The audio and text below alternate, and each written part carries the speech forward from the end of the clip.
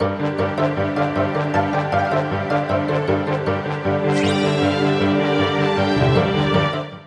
what's going on guys, it's Cynical and welcome back to another episode of Sea Salt Snippets. Today for you guys we have some spicy topics to talk about, so without further ado, let's just dive straight into it. First off for today, I thought we'd go back to the whole Sora for Smash situation, as recently there's been something quite interesting making its rounds around the ultra webs. And that is the discussion of talking about an interesting sort of object that is in the background setting of where exactly Sakurai is sitting within the most recent Super Smash Bros. Ultimate Direct that happens on the 1st of November. We're going to be talking about these interesting looking dice.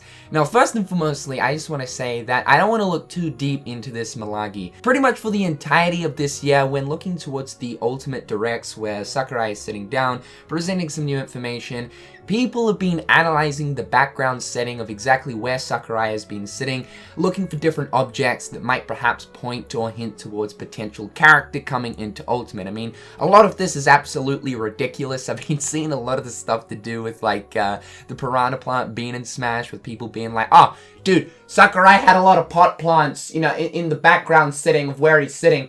This has been a hint towards piranha plant this entire time. You know, that kind of stuff. I mean, I just don't want to look too deep into this. But this one is particularly interesting. So we're looking at these interesting dice sort of decorations that Sakurai has on this cabinet behind him. Now, these are interesting for one reason and one reason only.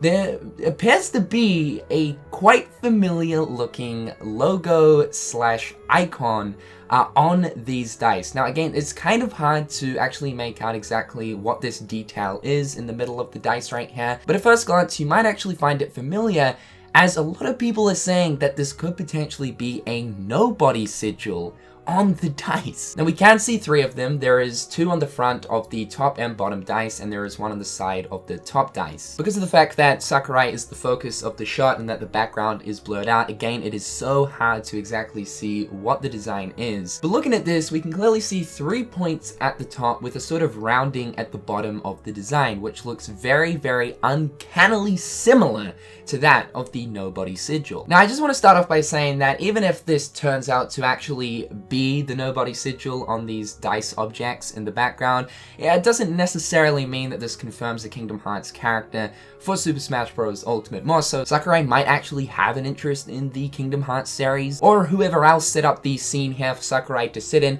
might also have an interest in the Kingdom Hearts series as well. This is exactly why I don't want to look too into it, because even if there is some Kingdom Hearts stuff in the background of this setting, it doesn't necessarily guarantee the fact that a character from the Kingdom Hearts series is going to be in Smash, even though we really want that. Now, hypothetically speaking, let's just say that this is a potential little tease or hint towards a potential Kingdom Hearts character being in that of Super Smash Bros. Ultimate. It is interesting to see that they would use a dice, especially with the Nobody Sigil. To me personally, that makes me think immediately of Luxord, as of course he is the gambler of fate. He actually uses dice in his attacks, although keeping in mind that Luxord's dice in the Kingdom Hearts games don't actually look like this. I thought I would also mention that today Sakurai tweeted out saying that the Super Smash Bros. Ultimate DLC lineup is now complete. This time the selection was made entirely by Nintendo.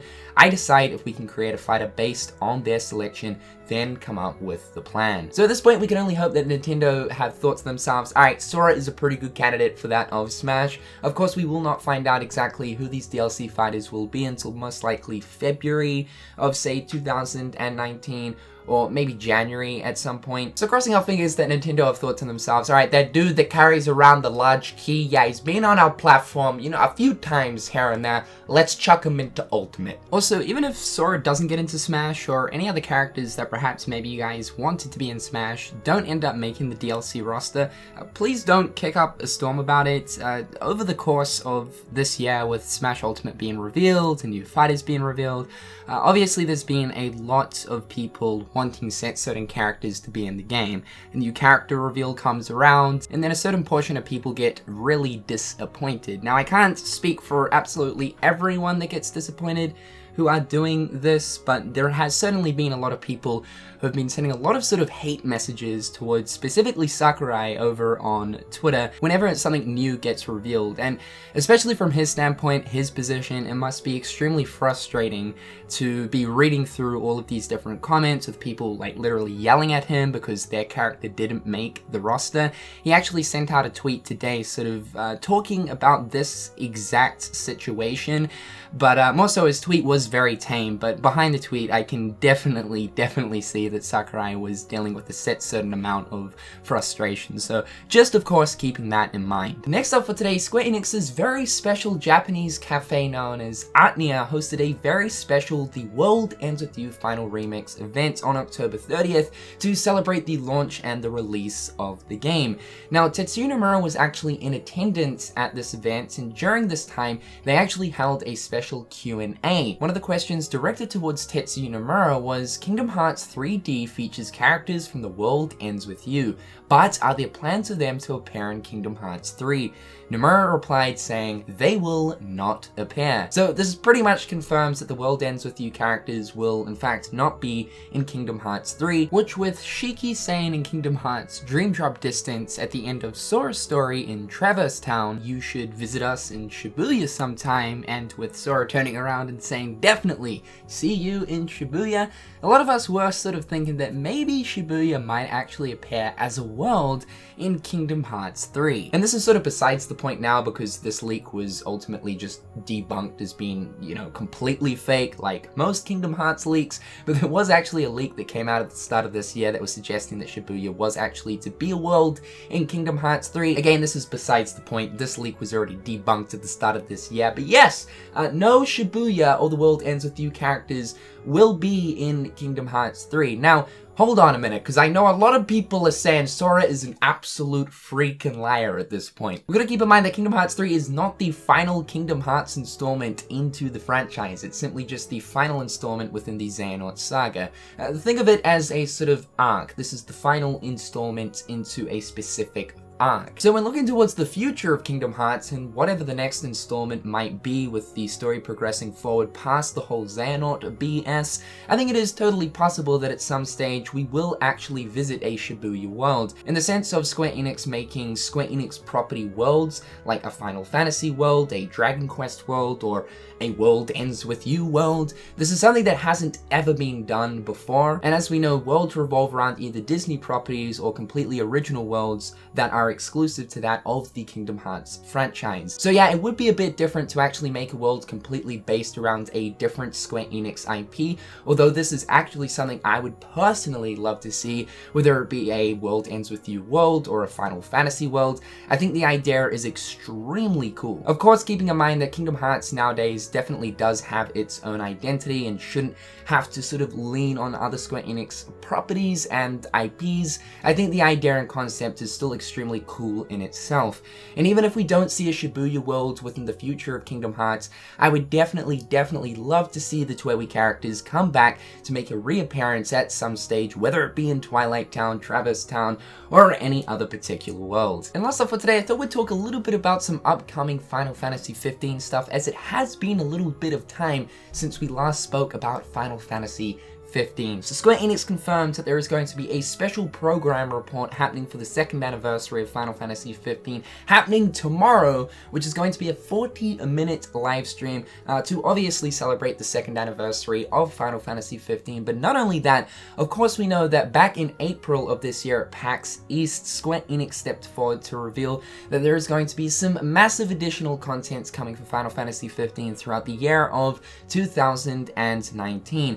Essentially a sort of second DLC pass, which is going to include 4 more episode DLCs. This includes episode Arden, episode Aranea, episode Lunafreya, and episode Noctis, the Final Strike. You've got to admit that Square Enix's support towards the extra content and DLC, and just more so keeping this game alive with more thriving content, is honestly pretty admirable, even though there was a lot of complaints towards the story of Final Fantasy 15 when the game first launched. Square Enix have been honestly hard at work ever since the game did launch launch in 2016 with buttloads of additional content, and the content ain't stopping now, boys. We're gonna be getting more juicy stuff throughout 2019. Now, this is a 40-minute live stream, which makes me think that there is most likely going to be some information towards these DLC episodes, seeing as ever since April of this year, there really hasn't been any information towards any of the DLC episodes that will be releasing in 2019. And I am actually itching to find out more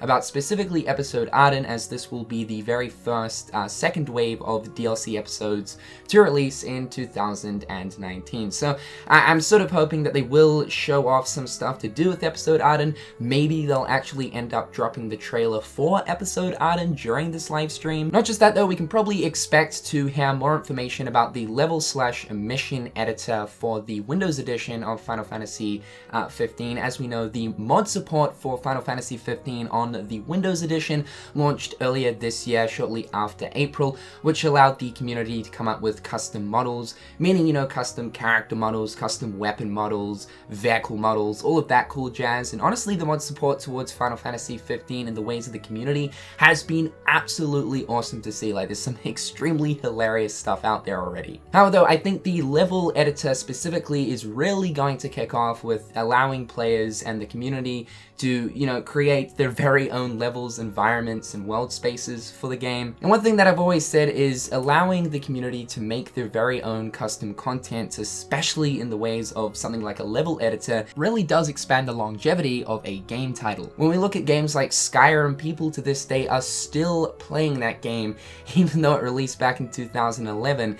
And it's mainly due to the insane amount of mod support that Bethesda has going for their games, not just Skyrim, but also games like Fallout 3, Fallout New Vegas, Oblivion, Fallout 4. The reason why people still play these games, aside from them actually being extremely enjoyable games, is due to the really impressive mod support that Bethesda has going for these games. If you guys are wanting to tune into this live stream to find out what Square Enix are cooking up for the next wave of Final Fantasy 15 goodness, time zones and all of that cool stuff are on the screen as of right now. But anyway guys, with all that being said, that is going to wrap up today's episode of Sea Salt Snippets. In the comment section down below, guys, please do let me know your thoughts and opinions. Hopefully you're having a fantastic day. I'm Cynical, and until next time, I'll catch you guys later. Peace. Hit them on the page, you'll be coming through stunning. Go in my mouth when you suckers be bluffing. Milk crank, gaming up the bitch though.